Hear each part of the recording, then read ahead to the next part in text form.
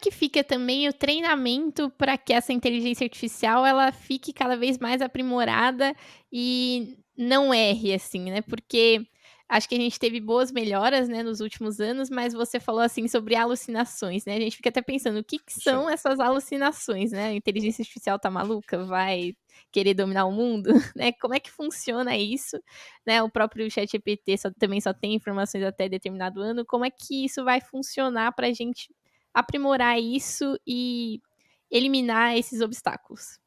Perfeito. Cara, você vê a evolução, né?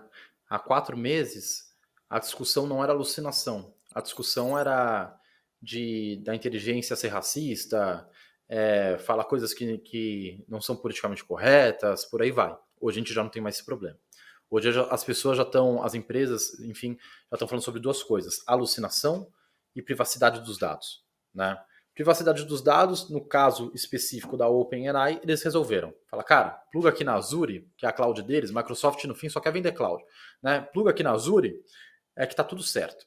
E aí a gente não fica com seus dados. Beleza, então tá resolvido esse aspecto em uma das frentes ali. E a alucinação, como que fica? O GPT-4 já alucina menos que o 3.5. E aí, algo importante, é muito mais fácil uma inteligência artificial ela alucinar quando você está falando sobre todos os dados da internet, que é o caso do ChatGPT. E como é que funciona essa alucinação também, né, acho que é Ah, bom boa. explicar.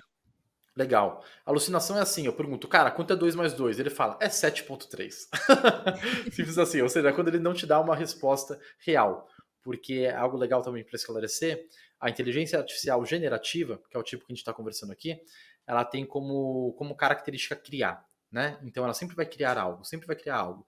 Então vamos supor que ela não tem a resposta por aquilo, ela vai inventar aquilo. Então ela sempre vai dar uma resposta específica para aquilo. Poxa, tem mecanismos para você controlar isso? Tem mecanismos para você controlar isso. Então, uma série de mecanismos no prompt mesmo que você coloca antes de enviar a pergunta, por exemplo, tá? Outro mecanismo legal é você criar o seu próprio LLM, né, que é o seu modelo de linguagem larga. Fala, putz, é mó difícil, tal. Não tanto, porque a inteligência artificial como um todo, ela tem uma cultura de ser open source, né, de código aberto.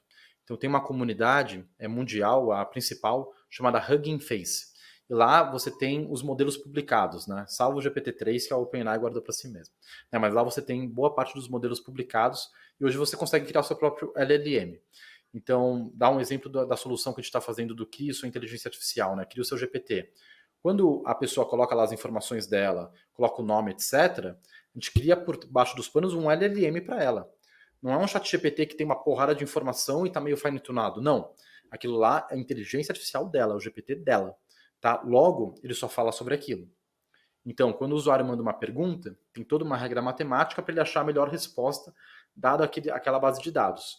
E você consegue instruir para ele assim: se a resposta não for condizente com a pergunta, você responde uma mensagem de erro padrão aqui, do tipo, não sei responder dessa vez.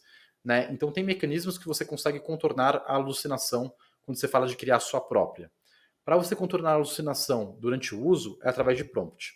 Agora, isso é uma dor hoje, né? Da mesma forma que há 4 meses a dor era questões raciais, por exemplo.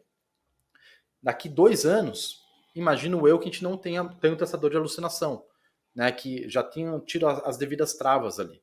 Da mesma forma que, por exemplo, há 4, 5 meses, ou menos ainda, 2 meses se bobear, que passa muito rápido esse mercado, né? A discussão era, putz, como eu sei se o conteúdo foi criado ou não pela inteligência artificial? Aí ele vai lá e hoje você tem uma API que você coloca o conteúdo e ele vai te dizer quanto daquilo é inteligência artificial ou não.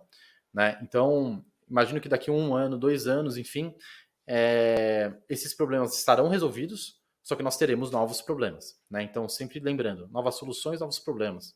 Novos problemas, novas soluções. E aí é um ciclo infinito, nunca para, né?